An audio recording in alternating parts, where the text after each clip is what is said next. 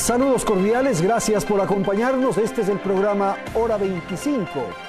Desde que se planteó que el Ecuador tenga una ley de comunicación, el país enfrentó un debate sobre los contenidos y sobre la conveniencia o no de que exista una norma. Finalmente, esta ley estuvo en vigencia 5 años. Fue promulgada y aplicada por el gobierno anterior para el control y el sometimiento de la información a los intereses de ese régimen. Como toda legislación que tiene un direccionamiento, a esta hora la ley de comunicación tiene que ser reformada. Así lo ha entendido el gobierno del presidente Lenín Moreno. Por lo tanto, ha presentado un proyecto de reformas. Son 80 artículos modificatorios y 10 normas transitorias y generales que también serán incorporadas. Se elimina tanto la superintendencia de la comunicación como la figura del linchamiento mediático. La definición de servicio público para la comunicación queda pendiente a una resolución de la Corte Interamericana de los Derechos Humanos y la judicialización de las inobservancias de la ley quedan en manos del Defensor del Pueblo y de la Justicia Ordinaria. Nuestros invitados de esta noche aquí en el estudio central de Teleamazonas son los siguientes. Agradezco la participación de Francisco Rocha. Él es el actual director ejecutivo de la Asociación Ecuatoriana de Editores de Periódicos.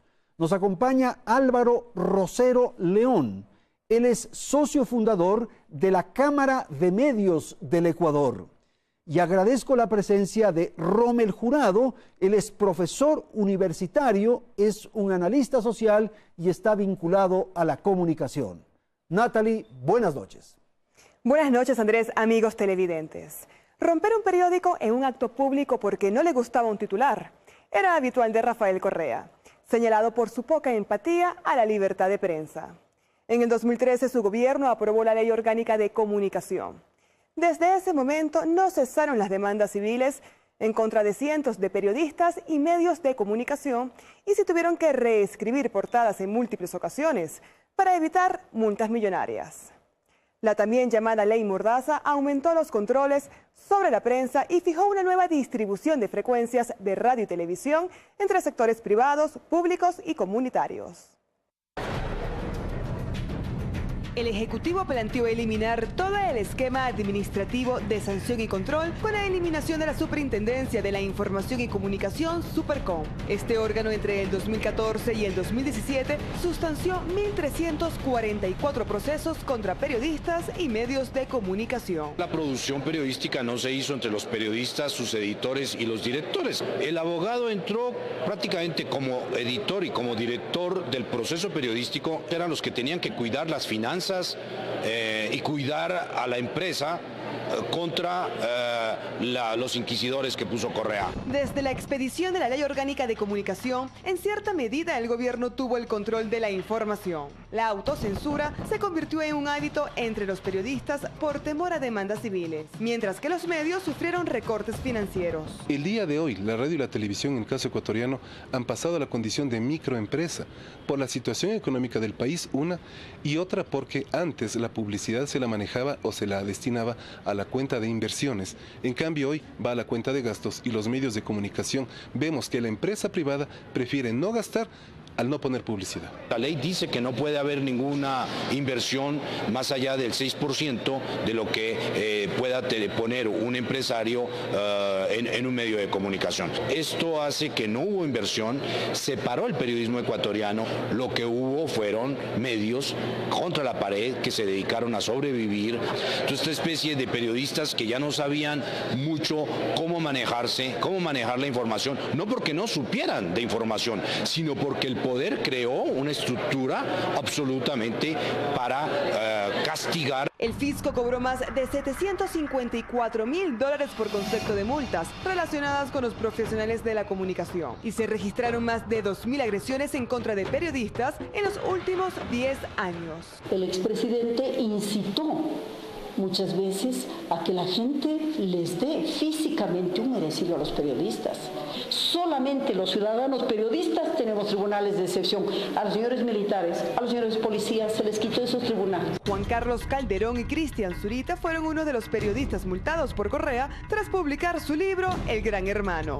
La sanción fue de $10 millones por daño moral en contra de Correa. Otro caso emblemático que acaparó la atención internacional por la restricción a la libertad de prensa fue la demanda que interpuso Correa contra el periodista Emilio Palacio y el periódico El Universo por un artículo de opinión en el que se analizaron los hechos de la revuelta policial del 30S. En ambos casos, Rafael Correa desistió la demanda. Perdón, pero no olvido. Publicar bajo protesta fue la frase que en repetidas ocasiones encabezó las peticiones de rectificación y réplica en los principales diarios del país. Ante el acoso y la inestabilidad económica, decenas de radios, periódicos y revistas tuvieron que cerrar. El periodismo de investigación prácticamente desapareció. Un violador sistemático de la Ley Orgánica de Transparencia y Acceso a la Información Pública. Porque lo que hicieron es poner velos en donde la ley les obligaba a que transparenten esa información. Bien, vamos a empezar. Voy a dar la palabra a Álvaro Rosero para que nos dé su apreciación respecto a lo que acabamos de seguir en este reportaje.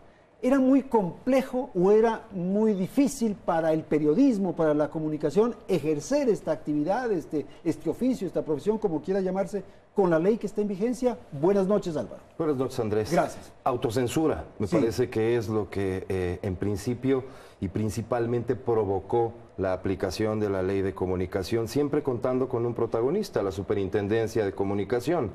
Cuando comenzaron los casos de procesamiento y posterior sanción de los medios de comunicación, los medios entraron en una alerta lógica y evidente.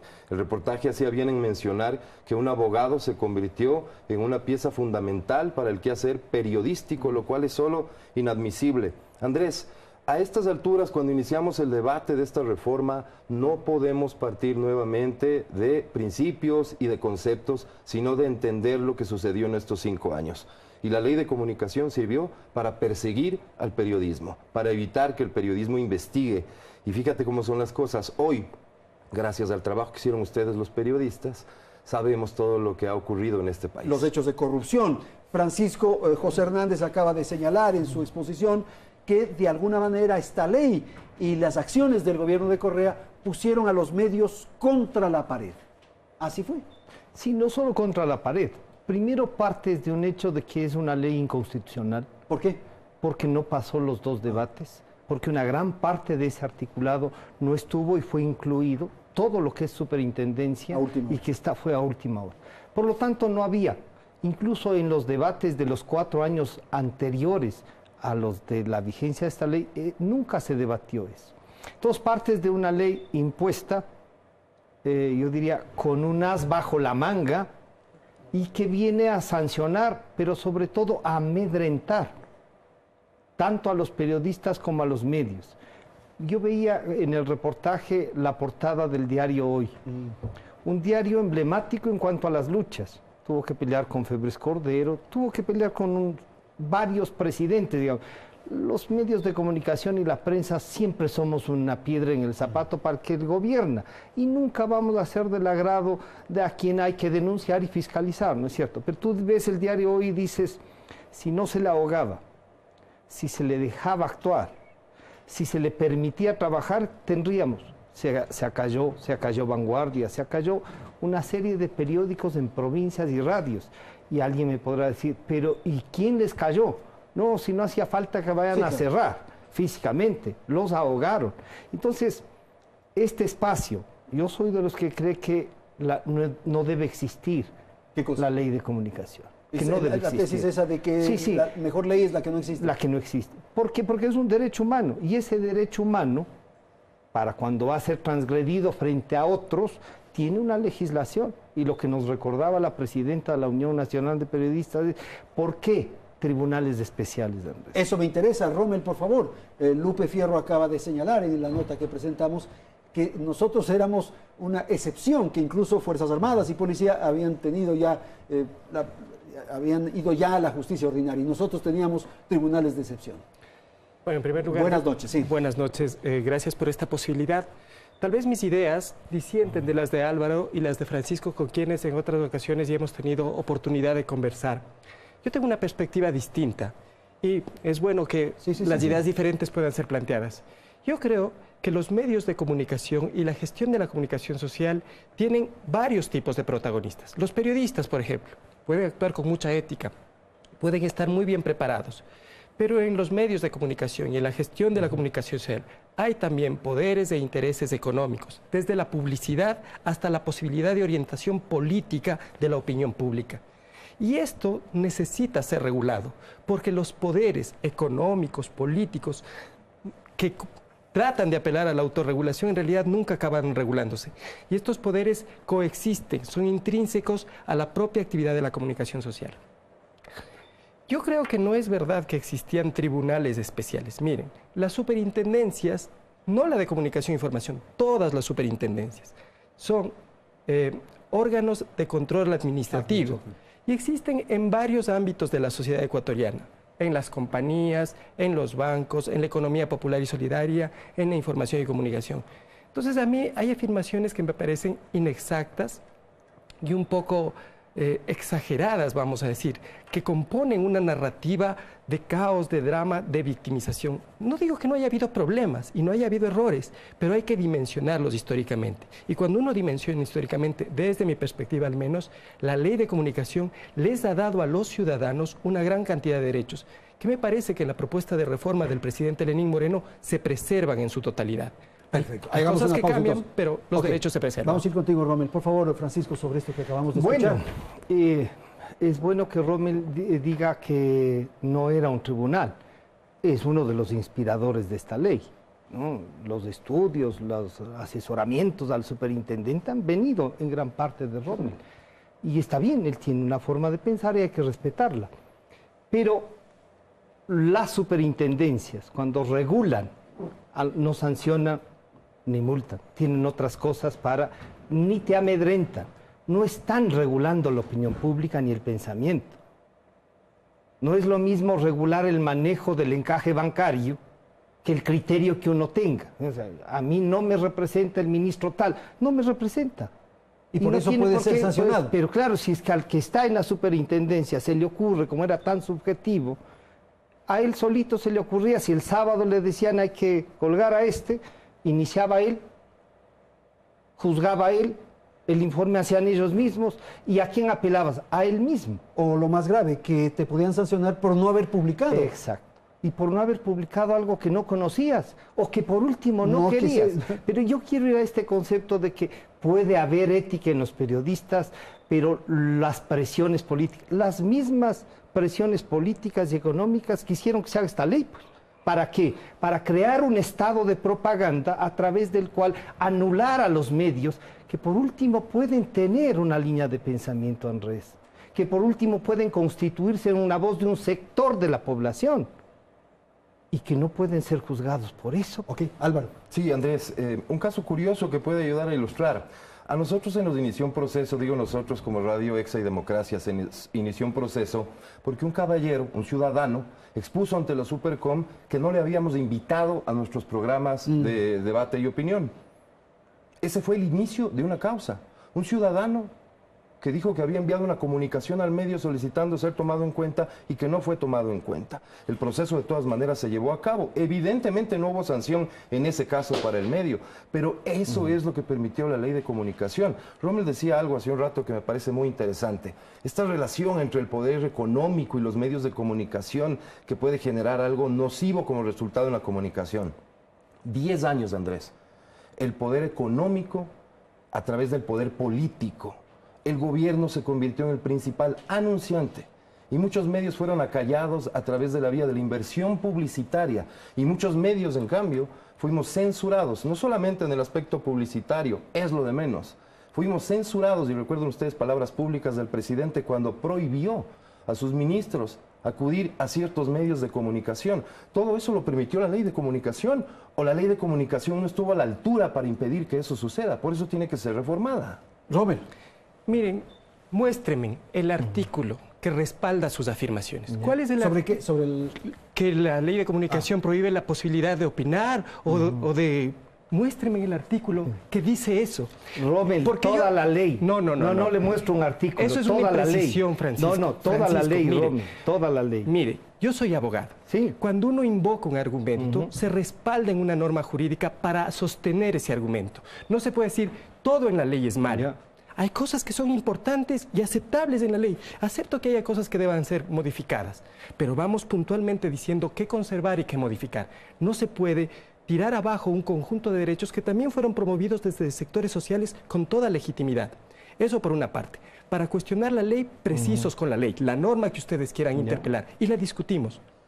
Por otro lado, miren, es verdad que hay poderes políticos, económicos, sociales alrededor de la comunicación. Y precisamente porque existen esos poderes, con legítimos intereses de los sectores que sean, de derecha, de izquierda, precisamente porque existen esos intereses y esos actores, hay que poner unas normas que permitan la coexistencia de esos intereses. Dejarlos libres es promover la ley de la jungla, que el más fuerte se coma al más chico, y eso es irrazonable.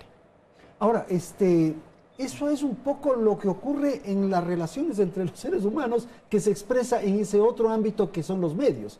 Nosotros podemos estar conversando alrededor de una mesa tomándonos un café y estamos dando nuestras opiniones. ¿Por qué hay que poner un rigor a esa conversación? Estoy poniendo un ejemplo absolutamente trivial, pero ¿por qué hay que poner control a eso? Que también se expresa en los medios. No hay que poner control a la opinión que tengamos las personas. Mire, con Francisco y con Álvaro hemos tenido opiniones distintas sobre muchas cosas. Podemos seguir conversando, nos seguimos saludando, no pasa nada.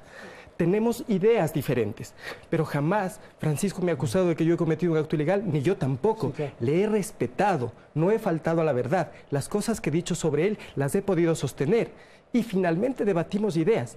De eso se trata una comunicación respetuosa organizada, de no levantar falsedades respecto del otro porque tenemos una animadversión o porque tenemos una adversidad o porque competimos en algún aspecto político, social o económico. Y los medios de comunicación pueden, no digo que se presten, pero pueden prestarse para este tipo de usos. Y de hecho, la historia nos dice que ha pasado más de una vez. Esto me parece interesante, Francisco, el hecho de que son poderes y que a los poderes hay que poner controles. A ver, los intereses, y vamos a decir, si vamos al plano de discutir artículo por artículo, yo diría, nos vamos al plano de aceptar esta ley. Y por principio yo no la acepto.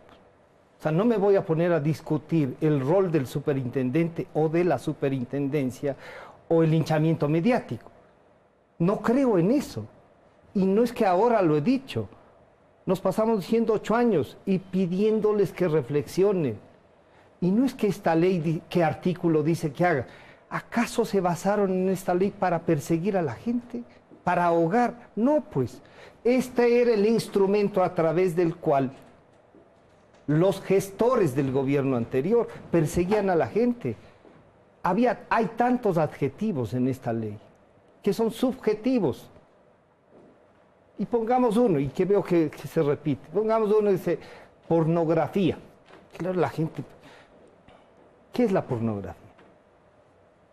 Todos tendremos un acuerdo en qué es la pornografía. Es posible que sí o es posible que no. Y mañana podría decir un superintendente que para él pornografía es tal fotografía.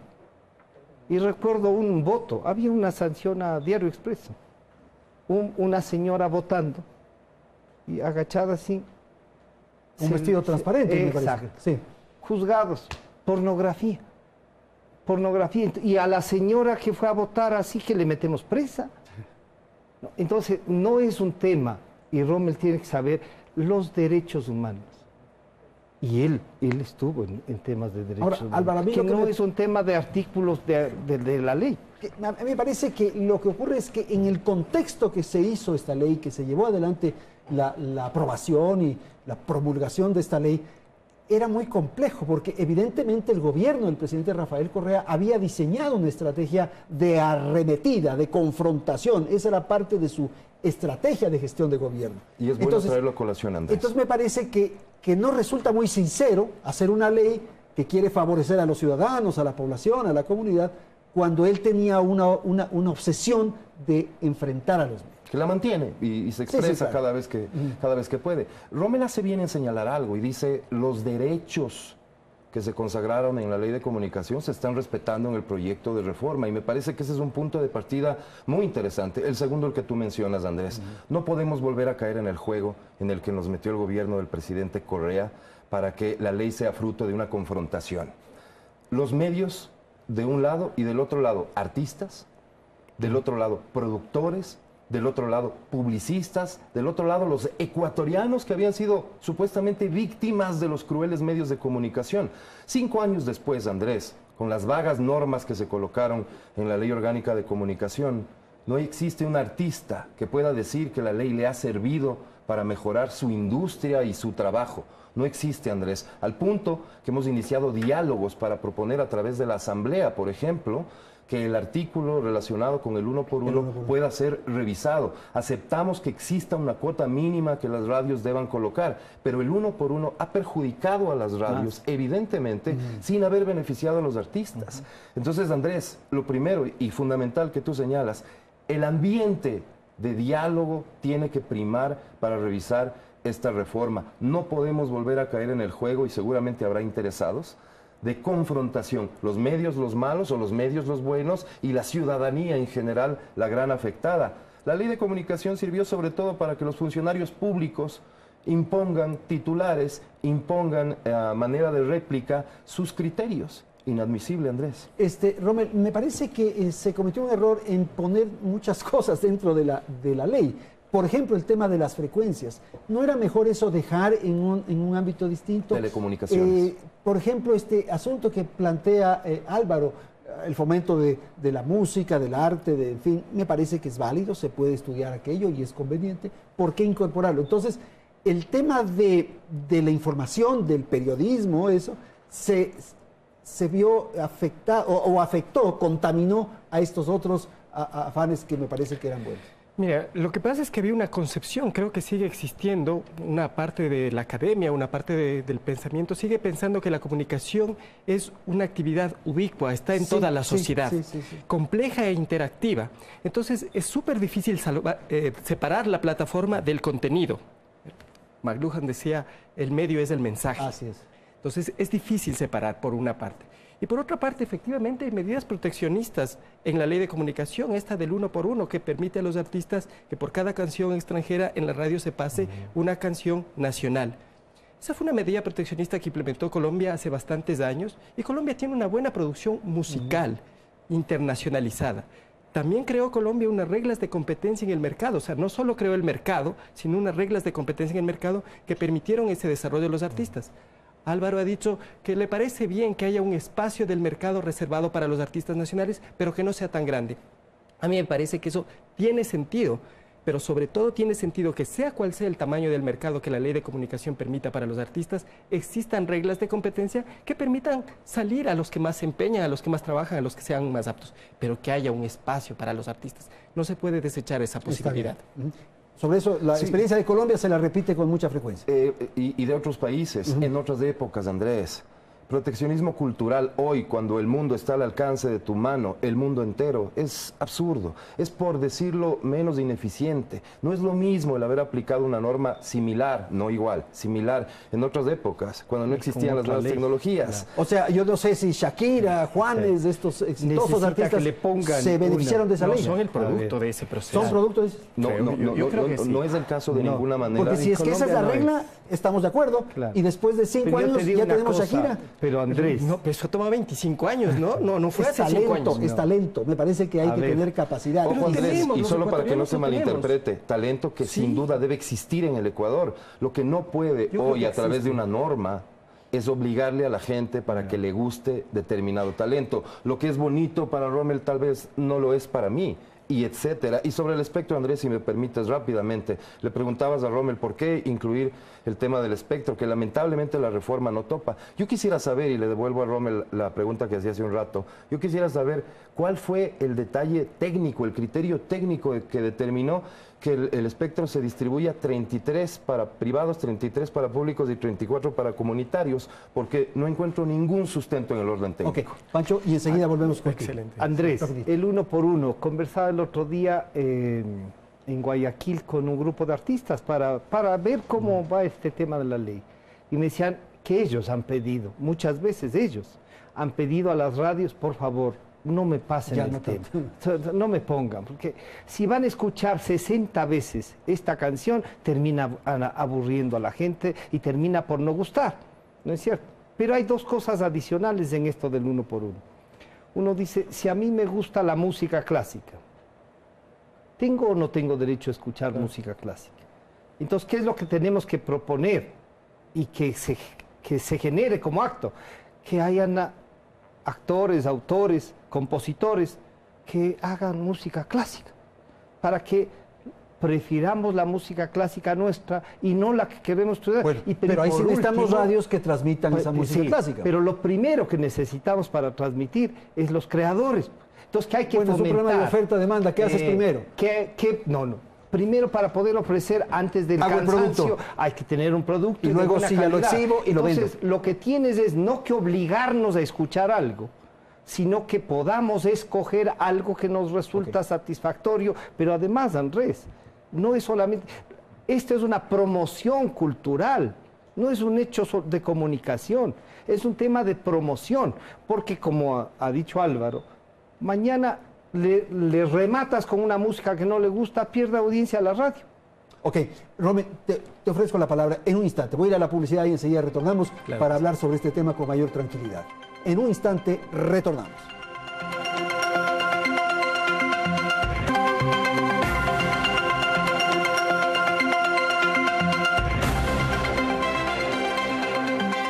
Periodistas y analistas políticos concuerdan en que la ley de comunicación implementada hace 5 años en el Ecuador se elaboró como una pretensión del expresidente Rafael Correa de colocar a los medios de comunicación al servicio del gobierno.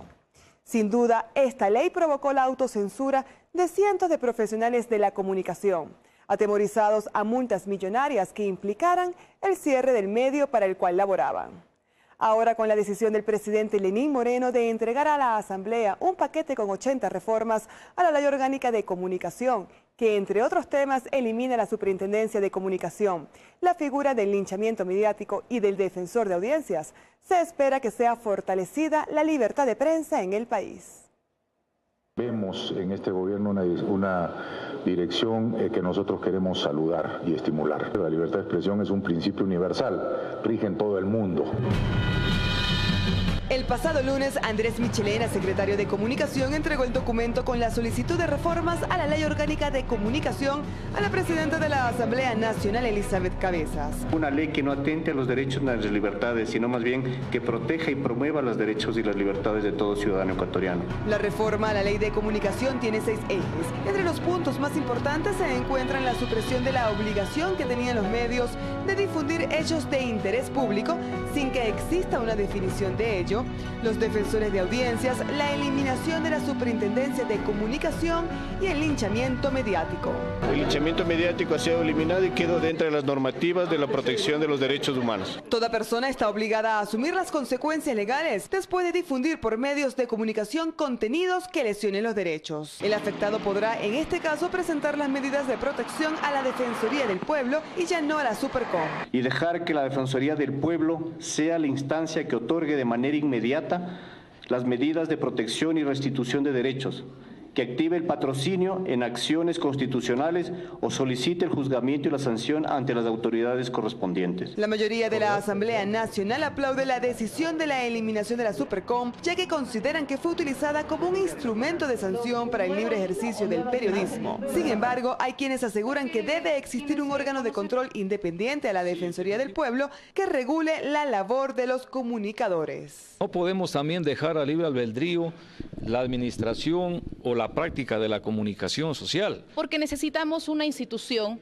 que aplique la ley. La Defensoría del Pueblo no tiene facultad coercitiva. El social cristiano Luis Fernando Torres sostuvo que en el tratamiento de este proyecto se debe definir con precisión los alcances de la Defensoría del Pueblo para que no se convierta en otro órgano sancionatorio. Habrá que ser muy preciso a la hora de decir hasta acá puede avanzar la Defensoría del Pueblo y de aquí no pasa. Para el periodista José Hernández, la la eliminación de la Supracom es una decisión acertada, pues ha sido un instrumento dentro de un esquema perseguidor que se instauró en el gobierno de Rafael Correa. Sin embargo, considera que la ley de comunicación debería ser eliminada en su totalidad. Se quedaron los diablos de Correa galopando en esa ley y es terrible porque de alguna manera cómo se justifica el gobierno de haber mantenido parte de esa ley. Lo justifica diciendo que hay cosas buenas y resulta que se vuelve bueno decir, por ejemplo, que se mantiene el derecho a la réplica o que se mantiene la reserva de la fuente, o sea, el ABC del periodismo en cualquier parte del mundo. Entonces, eso no, por eso esa ley no se justifica. José Hernández critica que en la ley no se haya suprimido el derecho a la protección a las comunicaciones personales. Hay que hacer la diferencia entre un ciudadano y un funcionario. Lo mismo dice, por ejemplo, que no se puede utilizar la cámara o para grabar cosas sin que la persona sepa. Bueno, yo me pregunto qué corrupto vamos a decirle, tengo una cámara aquí, confiese su delito. Otro tema que gira en torno al debate es sobre la calificación de la comunicación como un servicio público. Para Roberto Manciati hay una gran diferencia entre ser un servicio público y prestar un servicio al público. No es un servicio público, no somos ni agua, ni luz, ni teléfono. ¿Qué hacemos los medios de comunicación? Damos un servicio a la ciudadanía, al público. Quien emite deportes es al público. Quien emite actividades sociales es al público. Los programas juveniles es al público. Los noticieros es al público. En otro ámbito, el proyecto incluye una disposición transitoria para la transferencia de las acciones de los medios incautados con el fin de viabilizar su venta para la recuperación de recursos a favor del Estado. Estos medios no pueden seguir en manos del Estado porque fueron utilizados como un instrumento de propaganda y confrontación política, dijo el presidente Moreno. La necesidad más grande es haber quebrado dos canales que eran rentables, dos canales que daban trabajo a más de 700 familias. Otros de los puntos relevantes de la reforma tienen que ver con la creación de un observatorio de derechos humanos y justicia, así como la reclasificación de los medios públicos y la organización de un concurso abierto de frecuencias para medios privados y comunitarios. Pues bien, hay algunos temas que trae entonces esta reforma. Vamos a intentar tratar algunos de ellos, pero claro, quedaron cosas pendientes. Rommel, por favor. Miren, en CIESPAL se reunieron alrededor de 75 organizaciones populares. Desde la CONAIE, estuvo Fundamedios en las dos primeras reuniones, me acuerdo. A LAIC, a MAR, que es la Asociación Mundial de Radios Comunitarias, a LER, que es la Asociación Radiofónica Latinoamericana, bueno, una serie de entidades e instituciones que trabajaron un proyecto de ley antes de que la ley se produzca. En ese proyecto de ley, la principal bandera de la democratización era el pluralismo. Pluralismo significaba diversificar las voces. Todas las voces estaban confiadas a actores privados. El informe de auditoría de frecuencias habló de 8 grandes grupos mediáticos. Entonces, los pueblos, las nacionalidades, las organizaciones sociales creyeron sinceramente que la forma mejor de democratizar es repartir, distribuir las frecuencias en actores sociales distintos. Los privados por una parte, con un tercio, los comunitarios por otra parte, con un tercio también, y los públicos. No teníamos medios públicos, teníamos remedios de medios públicos, un par de radios por ahí, pero no teníamos medios de alcance nacional. Ahora tampoco tenemos, ¿no? Bueno, hay un proceso para tenerlos, digo yo, por lo menos formalmente. Rommel, querían quedarse entonces 300 años para que el proceso funcione. Solo una cosa, Francisco, mira, hay un diseño en la ley. La ley plantea unas ideas, unos ideales, si quiere. Puede haber muchos problemas en la aplicación, eso sucede absolutamente en todas las leyes, pero hay razones sociales y conceptuales para plantear la redistribución del espectro radioeléctrico. Pluralidad es una de ellas, muy fuerte, y el derecho de los que no habían sido incluidos a tener frecuencias y medios de comunicación propios. Ok, no sé si quieres decir algo. Sí, porque es que es muy importante dejar en claro ante la ciudadanía, ante los actores comunitarios, que nosotros los actores privados estamos absolutamente de acuerdo en su presencia dentro del espectro. No hay respuesta a lo que pregunté, porque técnicamente no existe razón alguna para que el espectro se haya dividido en tercios. Y Andrés, muy importante también, ¿cabe un medio público más? ¿Qué otra institución pública requiere y va a manejar con eficiencia un medio de comunicación? En las ciudades grandes ya tenemos autoridad local, autoridad provincial, autoridad nacional, tenemos policía. ¿Qué otra institución justifica que ocupe espacio en el espectro? 33% para el sector público. Aspiramos sinceramente en que la Asamblea, dentro del debate, si bien se garantice la participación del sector comunitario en la proporción incluso que ya fue dictaminada por la ley vigente, pero que el sector público no tiene sentido, alcance el 33%. Capaz que se puede revisar eso, en el sector público sí está mucho. No o sea, sé, el 33 del sector público. Lo que pasa es que hay una redefinición de lo que es público. ¿Pero qué, por ejemplo, lo que dice Álvaro? Aquí en Quito hay la Casa de la Cultura, hay el Consejo Provincial, hay la Asamblea Nacional, hay el gobierno. Las universidades, por ejemplo. Las universidades que están participando en el concurso de frecuencias con el carácter de comunitario, ojo, Ellos más bien intervienen como comunitarios. Deberían pero ser que se los incorpore en la pública, pero es mucho 33. Mire, desde mi perspectiva, los gobiernos seccionales deberían tener. Deberían tener, sí, de acuerdo. Me parece que deberían tener ¿Los medios. tienen? Bueno, los que los tengan. Ok, sí. Vamos a la reforma si son tan amables. Francisco, un primer elemento, la forma en que se ha dispuesto, se ha diseñado para la judicialización de las inobservancias a la ley a través del defensor del pueblo y luego a la justicia ordinaria. Por favor. De lo que he leído ahí, Andrés, es un tema muy interesante. El defensor del pueblo, si ejerce la defensoría del pueblo y no es abogado del presidente, como en el caso anterior o el que vivimos estos 10 años, tiene varias opciones. Y la Defensoría del Pueblo es una parte de los derechos humanos, ¿no es cierto? Es el que vigila los derechos humanos. De lo que he leído en el artículo que se reforma, lo que se le está planteando es que garantice un proceso, pero además se dice en el artículo que será un mediador, no es un juzgador. Porque no es juez. No, porque si es que se determina que hay un incumplimiento, se podrá trasladar al juez. Ahí sí. A lo civil. ¿Y las mismas tareas, las mismas responsabilidades de la superintendencia? No, si le trasladamos todas las tareas de la superintendencia a la Defensoría del Pueblo, es una tomadura de pelo. Pero si uno lee lo que está propuesto a un breve rasgo que tuvimos que hacer, porque el día miércoles, por ejemplo, visitó la CIP al presidente, y la CIP, que promueve que no existan leyes, le dijo al presidente, y compartieron, dijeron: respetamos lo que usted piensa, que usted cree que hay que tener, nosotros creemos que no, pero es un avance.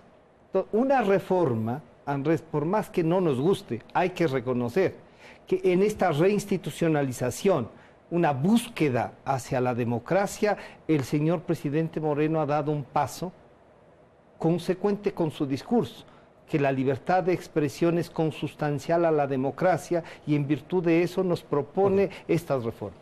Judicialización, el esquema con el que está establecido eso en la reforma.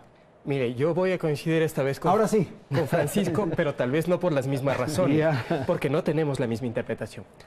Una defensoría del pueblo es una institución sólida, parte de la democracia contemporánea. Sin un defensor del pueblo no se entienden las democracias contemporáneas.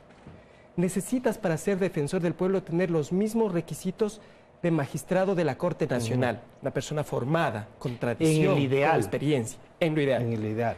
Y además, las potestades de la Defensoría, que son dos muy fuertes, que las mencionan los artículos, bueno, 3 en realidad, es tomar medidas inmediatas de protección de derechos. Y eso puede ser, en algunos casos, rectificación, si se ha afectado el derecho de los ciudadanos. Y tomar medidas restitutivas de derechos. Lo puede hacer de manera inmediata. Además, el defensor, según la propuesta de reforma, tiene que hacer patrocinio de las acciones constitucionales de protección que los ciudadanos presenten contra los medios de comunicación. Y si hubiera un delito, tiene que canalizar esa denuncia a los tribunales penales.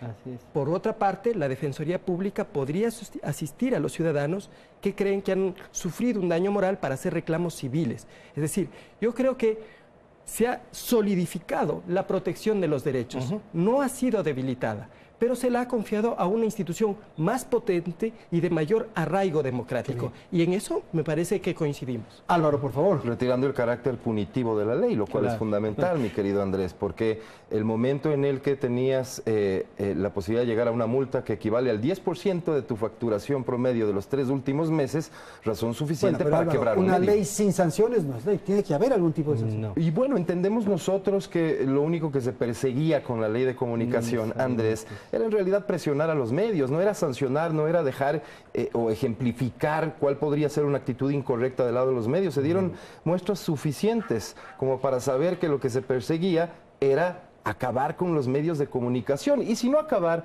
al menos lo que comencé diciendo, generar autocensura. El periodista tenía desde el medio de comunicación una alerta permanente. Cuidado, porque lo que dices en tu programa puede generarme una multa que quiebra el medio. Sin duda, era el afán debilitar.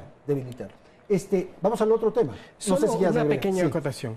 Miren, no creo que sea buena idea creer que va a haber indemnidad. Si hay infracciones, el defensor del pueblo tomará medidas correctivas, protectivas, restitutivas de derechos. Y si hay delitos, se denunciarán y se procesarán judicialmente. Y si hay daño moral, habrá indemnización. Es verdad que las multas en el proyecto desaparecen, y eso puede ser sano para todos, pero no habrá indemnidad. Tienes razón, tiene que ser así. Exactamente. Lógico, no confundir lo uno con lo otro. Ok, vamos al siguiente punto, que es la comunicación como servicio público, por favor. A ver, eso sí es una aberración. Pero ahí tomaron una decisión media salomónica, le trasladaron la responsabilidad a la Corte Interamericana. Es una de las cosas que se ha dicho. Bien, si esta ley, tanto la vigente como el proyecto reformatorio, se hubiese estandarizado a los tratados y convenios internacionales de los que el Ecuador forma parte, los derechos humanos estarían regulados. ¿No es cierto? No es verdad que si calumnias en una radio o en un deja de ser calumnia. Sí, no, claro. Hay la ley para sancionarla. No tenías que crear una legislación especial ni una institución que persiga. Por lo tanto, el servicio público que se retire en el proyecto de ley, que mira cómo es la vida, ¿no? Primero, la vez anterior pusieron en el proyecto de ley y luego para legalizarlo lo pusieron en las enmiendas constitucionales. Los dos casos inconstitucionales e ilegales. Porque las enmiendas igual pasaron porque una corte se quedó callada. Pero bueno, en esta vez se queda y se traslada la definición a la Corte Interamericana. Y que podría llevar, ¿no es cierto?, a como los convenios internacionales y estas decisiones pueden ser vinculantes, podría llevar a anular, o sea, a que quede en letra muerta lo del servicio público. Y esa es una buena medida. Creo que el pedido que hemos hecho de un acompañamiento de la Comisión Interamericana, de su relator de libertad de expresión, al igual que de las Naciones Unidas. Yo incluso había dicho de la Comisión de Libertad de Expresión de las Naciones Unidas, que podrían hacer un acompañamiento y seguimiento a este proyecto, que pueden ayudarnos, Andrés. Quieren de alguna manera tener una ley porque dice la Constitución, ya, tengamos una, pero no que persiga, una que promueva el derecho. Vamos a ir a eso más adelante. Pancho, por favor, Rommel, ¿tú sigues creyendo que la comunicación es un servicio público?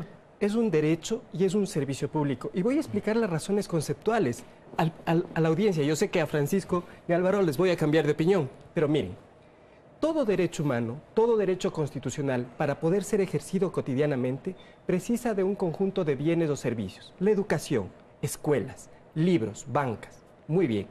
Este servicio público, la educación, puede ser prestado por operadores públicos, por operadores privados y por operadores comunitarios. No deja de ser derecho y no deja de ser un servicio público, porque el servicio público es la forma en cómo se concreta cotidianamente el acceso y el disfrute al derecho. Desde esa perspectiva, a mí me parece correcto que la Constitución reconozca como servicio público a la comunicación y también como derecho constitucional. Y por otro lado, hay que aclarar la consulta que le ha hecho el gobierno a la CID. No es una consulta vinculante, es una consulta. La Constitución solamente puede modificarse por los procedimientos establecidos en la propia Constitución. Y esta consulta puede tener un valor moral, un valor jurídico referencial, pero no tiene ningún valor jurídico vinculante. Claro, es como en la movilidad, como el transporte. Es un derecho, tú tienes la posibilidad de movilizarte, pero es un servicio público al mismo tiempo. Ambas cosas, efectivamente. Y para lo cual tú tienes que regular y saber por dónde se van los buses, las rutas, los turnos. Con ciertos límites, límites sí. Y si yo quiero tener un pensamiento sobre algo, no hay derecho a que me tengan que decir, tiene usted unos límites. No, yo sé los límites que tengo para que me sancionen si lo que estoy diciendo no es correcto. ¿No es cierto? Pero un servicio público que se pueda medir, ¿no es cierto? Es lo que decía Álvaro hace un momento de las radios. ¿Cuántas radios comunitarias se han creado? ¿Cuántas no han desaparecido porque tienen una prohibición de financiamiento? Sí, pero eso tiene que ver con los derechos y con el servicio público. Que si es un servicio público, una radio comunitaria, entonces que va a ser financiada por el Estado. Para viabilizar este ejercicio de los derechos a través de una ley. Lo que pasa es que todo lo estatal no es necesariamente un camino. Yo decía que es vinculante en el sentido que no hay sociedad democrática, que si la Comisión Interamericana de Derechos Humanos nos dice, oigan, esto en el mundo se ha legislado y es una aberración, tengan en cuenta eso. Y entonces queda en letra muerta, pero, decía yo. Claro, está bien. Vamos a hablar. Sí, Andrés, servicio público, del ejemplo, ¿no? sí, básicamente los medios comunitarios están solicitando que las normas que de alguna manera incentivan su vigencia, su existir, vengan de una manera más contundente en forma de medidas afirmativas. Están solicitando, por ejemplo, que exista créditos preferenciales, financiamiento, exoneración de impuestos, etcétera. Servicio público. ¿Y los medios privados, Andrés? ¿Qué capacidad va a tener o podría tener el gobierno, el Ejecutivo, de intervenir en los medios privados si no distinguimos los medios privados del servicio público? Somos medios privados. Lo que hemos dicho en términos generales nosotros es, la ley tiene que distinguir entre aquello que es efectivamente público y aquello que proviene de la acción privada. Se habló cuando la norma estaba en discusión, se habló, por ejemplo, de que el Estado podría participar directamente de las empresas concesionarias del espectro radioeléctrico. ¿Qué norma impide que eso ocurra? Si es que seguimos conceptualizándolo como servicio público. Es indispensable acoger el criterio que finalmente se expida desde afuera. Bien decía Francisco, somos un país democrático, estamos llamados a hacerlo. Ok, voy a ir a la pausa. A ver, Rommel. Rapidito. En España, la comunicación es servicio público. Y tal vez la CID diga que es servicio público. Si es así, ¿lo van a aceptar? No. Si la CID dice, es que no es un tema, la CID ya tiene sentencias, Romero. No, pero le han hecho una consulta. Sobre el tema del servicio público, la comunicación, la CID tiene varios pronunciamientos. Sí, pero... Y ha dicho que no lo es. No, pero tampoco, si es que España tiene una legislación en ese orden, tampoco eso obliga al Ecuador. Así es. ¿Cuántos países, además de España, de esa definición? Porque además... Bueno, porque si vamos con ese ejemplo, Uruguay tiene una ley de comunicación, creo que con un artículo. Claro. ¿Por qué no hacemos como Uruguay? No, lo que digo, lo que pregunto es, han dicho que la CID es un organismo, si les dice que es servicio público, ¿lo van a aceptar? Yo no creo que se vaya a contradecir. No, pero si lo dice... No, es que no lo va a decir, porque no... si fuera la Corte Interamericana para decir, como ya tienen ahí a Pazmiño, a lo mejor logra que se haga, pero una Corte que ya se ha pronunciado, ¿en cuántos casos? Vamos a ver, y si lo dice... ¿En cuántos casos? No lo va a decir. Yo puedo firmarle, Rommel, le puedo firmar, porque la Corte Interamericana, por más que se demore años en resolver algunas cosas, ya se ha pronunciado y tiene jurisprudencia. Es una diferencia conceptual fuerte. Sí. Para mí el Estado de Derecho es muy importante. No me puede gustar la ley, pero si es la ley, la respeto. Así es. Vamos a ir a un corte comercial, volvemos en un instante.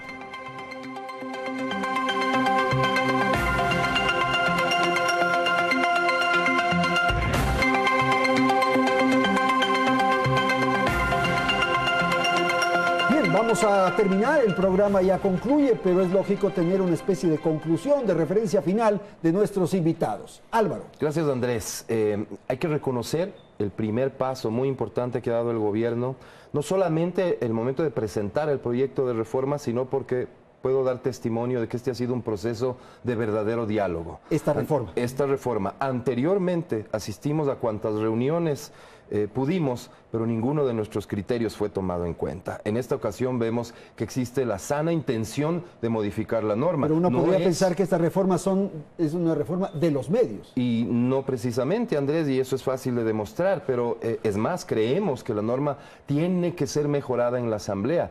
Y aquí voy a invocar a la Asamblea, a exhortar para que este proceso se lleve a cabo en términos de diálogo, incluyendo a los actores de la comunicación, y no solo hablo de los medios privados, hablo de los actores comunitarios, por ejemplo, hablo de la academia, cómo no, de los periodistas, que estemos involucrados en la discusión para que finalmente tengamos una norma que nos permita trabajar. Rommel, por favor. Yo creo que la ley de comunicación sí nos ha impactado, incluso culturalmente. Mira, conozco a Álvaro desde hace bastante tiempo y al principio cuando discutíamos sobre este tema... Estaba cerradísimo, ¿no? Cerrado, no quería nada, pero ahora hay cambios culturales. Hay que mirar la oportunidad de la reforma con perspectiva cívica y perspectiva histórica. Son importantes los medios de comunicación, pero no son el único actor importante en la comunicación social. El Estado, la sociedad, los ciudadanos también tienen unos derechos y unos intereses legítimos que posicionar en esa ley. Y hay que defenderlos desde esa perspectiva. Francisco. Andrés, no es lo mejor. Yo debo insistir que no creo que deba existir una ley. No nos representa, pero tengo que reconocer que este esfuerzo del presidente de la República, del secretario de Comunicación, del presidente del Cordicom, el señor doctor Silva, nos están planteando una cosa que lo hemos venido diciendo los 10 años. Esta es una ley coercitiva que limita derechos, tanto nos dan la razón que la están reformando. Listo, señores. Muchísimas gracias a Francisco Rocha, Álvaro Rosero y Rommel Jurado. Gracias a la audiencia. Felicidades. Hasta la próxima semana.